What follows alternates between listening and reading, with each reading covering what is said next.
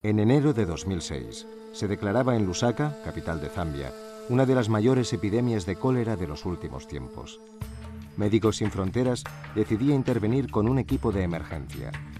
Para poner en marcha esta gran operación de asistencia, la organización envió más de 60 toneladas de material médico y logístico.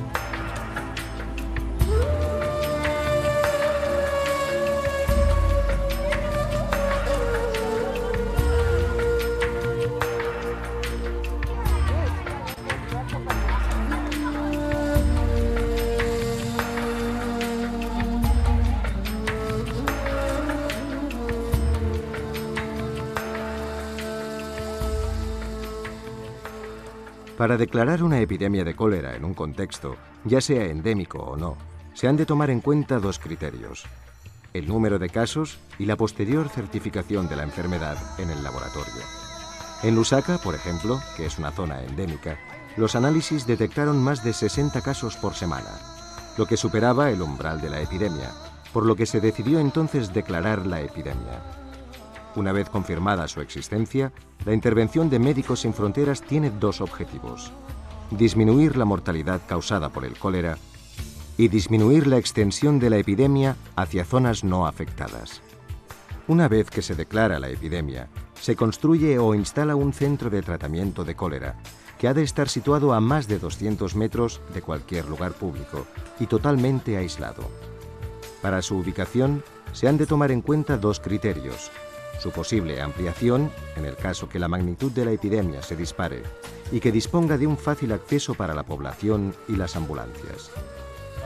Al mismo tiempo, se habilitan y evalúan unidades de tratamiento de cólera en los centros asistenciales o clínicas de los diferentes barrios donde se han producido brotes epidémicos. Estos centros son los primeros que acogen a las personas con síntomas de la enfermedad, y es allí donde se realiza la primera criba, para transferirlos al centro de tratamiento de cólera, devolverlos a su casa o mantenerlos un tiempo prudencial en observación. Una vez llega el paciente a una de estas unidades con evidentes signos de cólera, intolerancia oral, síntomas de deshidratación, sequedad de las mucosas, ojos hundidos, diarrea acuosa, más conocida como agua de arroz, se le intenta estabilizar y definir el caso. Si el paciente ha tenido más de 3 diarreas acompañadas de más o menos vómitos, en contextos endémicos con epidemia declarada, se considera cólera. En este estadio, las 4 primeras horas son críticas. Después de realizado el estudio clínico del paciente y aplicando criterios médicos, se transfiere al paciente al centro de tratamiento de cólera en una ambulancia acondicionada para su transporte. Estas unidades de tratamiento son visitadas cada día por un equipo móvil que asegura el suministro de material médico y logístico. Al mismo tiempo, se forma al personal local para implementar los protocolos médicos y las medidas de higiene y saneamiento necesarias, y se supervisa el adecuado tratamiento de los pacientes.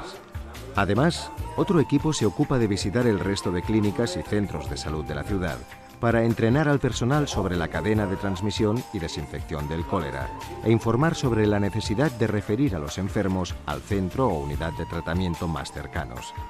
Estas visitas también permiten monitorear el número de nuevos casos en cada zona de la ciudad, para reaccionar inmediatamente reubicando recursos en caso necesario. Además de tratar a los pacientes, un especialista de agua y saneamiento trabaja para intentar frenar la propagación de la epidemia. También se asegura el suministro de agua potable en cantidad y calidad para la población a través de la instalación de tanques de agua en los barrios con mayor número de casos. En Lusaka se colocaron 9 tanques de 10.000 litros. Para el buen funcionamiento del suministro, 3 personas representantes de la comunidad vecinal se ocupaban de velar por la seguridad del material día y noche y llevar el registro de consumo de cada familia. Además, la parte logística gestionó directamente los camiones de la Compañía de Aguas de Lusaka, que rellenaban los tanques 3 veces al día y se comprobaban los niveles de clorina de la red pública de agua. Otra labor importante del especialista en agua y saneamiento es la de crear y gestionar a los equipos de personas que realizan la desinfección de cada una de las casas de los pacientes registrados en nuestros centros. Estos también se encargan de explicar cómo evitar nuevos contagios a los familiares de pacientes.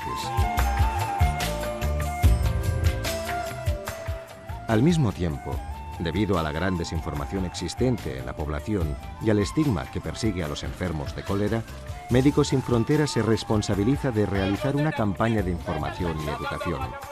Para ello, en Lusaka contaba con un grupo de 6 actores locales que realizaban una obra de teatro popular explicando de forma amena y divertida qué es el cólera, cómo se transmite y cómo se previene.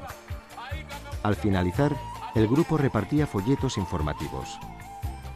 Desde el inicio de la intervención, se realizaron una media de 5 funciones al día en las escuelas y comunidades con mayor grado de prevalencia. Volviendo al apartado médico, una vez se refiere al paciente al centro de tratamiento de cólera, comienza la rehidratación con Ringer y sales orales. En condiciones severas, un 95% de los pacientes son tratados con sales de rehidratación oral. Estadísticamente, un paciente al recibir el alta médica le han sido suministrados entre 8 y 10 litros de Ringer y unas 10 bolsas de 1 litro de suero oral. En una epidemia de cólera existen 3 estadios o fases según el estado clínico de los pacientes. En la primera fase, la fase A, se les aplica terapia oral. Son pacientes que padecen síntomas de diarrea, pero que no están deshidratados. En la fase B, la diarrea es evidente y padecen una deshidratación moderada. Se les administra suero oral, si es tolerado, y a intervalos de 2 horas se les vuelve a valorar. Y la última, la fase C, donde el paciente es asistido por vía endovenosa, padece una deshidratación severa, aunque no puede perder la vía oral. Necesita la máxima asistencia. Hay que tener en cuenta una valoración muy importante en bebés. Un niño con cólera es fundamental que continúe alimentándose del pecho de su madre. Como norma general, y no siempre exacta, un paciente permanece de 3 a 4 días en el CTC antes de darle el alta médica. De manera simultánea y complementaria a la actividad logística, se realiza el seguimiento epidemiológico rigurosamente, analizando principalmente 2 indicadores. La tasa de letalidad, que se deduce del resultado de dividir las muertes por el número de casos. Y el segundo indicador, que se denomina tasa de ataque, que se obtiene dividiendo el número de casos entre el total de población. Una vez se tienen todos los datos evaluados, se realiza un mapa de procedencia de casos.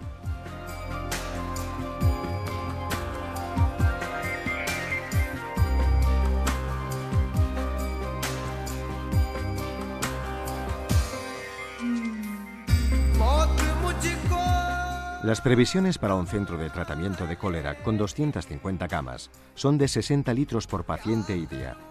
Hay que contar con agua para beber, lavarse y desinfectarse.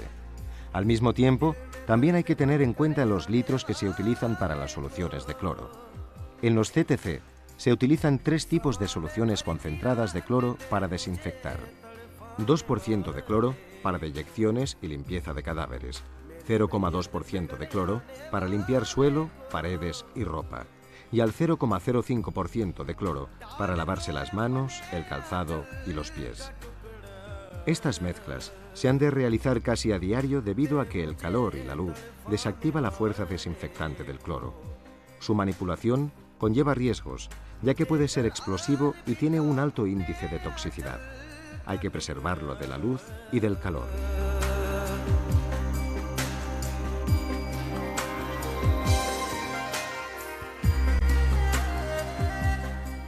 En el centro de tratamiento de cólera, el agua utilizada no puede tirarse directamente al suelo ni a la red de alcantarillado en el supuesto caso que la hubiese, ya que la epidemia se propagaría rápidamente al contaminar la tierra y el agua de los regadíos.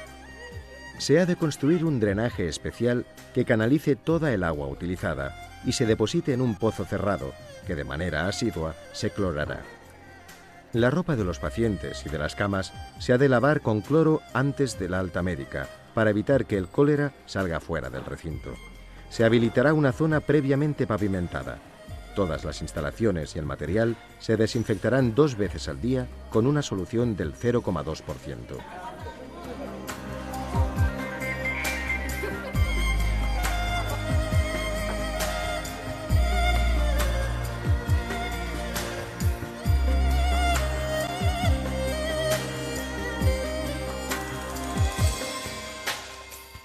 Los zapatos y los pies descalzos tendrán que ser desinfectados sistemáticamente a la entrada y a la salida.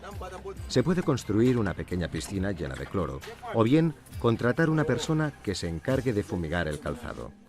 Una vez en el interior, los pacientes han de lavarse o ducharse con una solución del 0,05% y dejar la ropa dentro unos minutos con el fin de poder desinfectarla. El cubo de cada paciente que contiene sus deyecciones se desinfectará vaciando en su interior una solución al 2% antes de depositarlo en las letrinas. También hay que tener en cuenta que los cadáveres son una importante fuente de contaminación.